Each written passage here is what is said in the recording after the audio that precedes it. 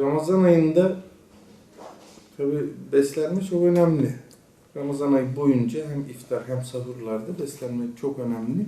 Sağlıklı bir beslenme ve sağlıklı bir Ramazan ayını geçirme bizim açımızdan önemli.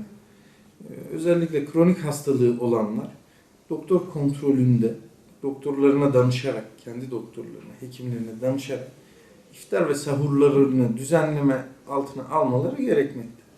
Bunun dışında yine diğer vatandaşlarımız oruçlarını tutarlarken özellikle iftarlarda çok ağır ve yağlı yiyecekler, hem yağlı hem diğer şekerli, tuzla ağırlaştırılmış yiyeceklerden uzak durmaları gerekiyor. Çünkü bu hem onlardaki halsizliği ve yorgunluğu artıracak hem de iftar ile sahur arasında sıkıntılara sebebiyet verecek ve ileride de istemediğimiz rahatsızlıkları ortaya çıkartabilir. Dolayısıyla iftarlarda çok ağır ve ağırlaştırılmış yiyeceklerden uzak durması lazım. Onun dışında sahurda yine hafif yiyecekler ve bol su. İftarla sahur arasında bol bol suyu tüketmek lazım.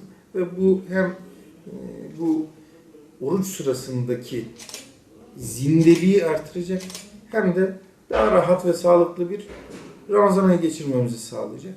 İnşallah buna dikkat edersek bir problem olacağını zannetmiyorum. Evet. Onun dışında tabii geleneksel olarak bazı ürünler tüketilebilir ama çok ağır değil. Mesela işte baklavalar, tatlılar bunları çok ağır bir şekilde ve çok fazla tüketmemek lazım.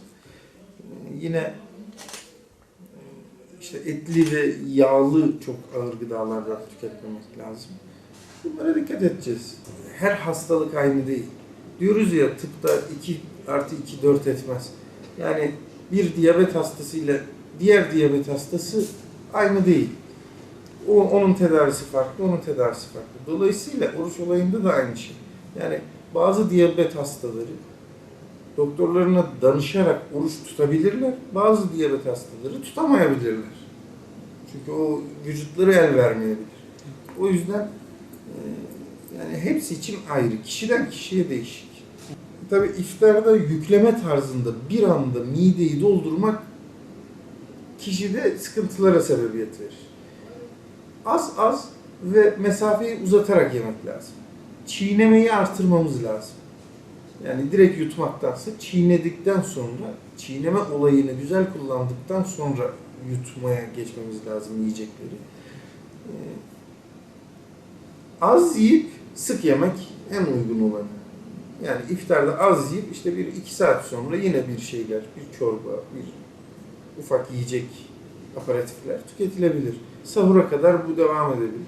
Sahurda en son özellikle sıvı gıdalar fazla olan yiyecekleri tükettikten sonra tekrar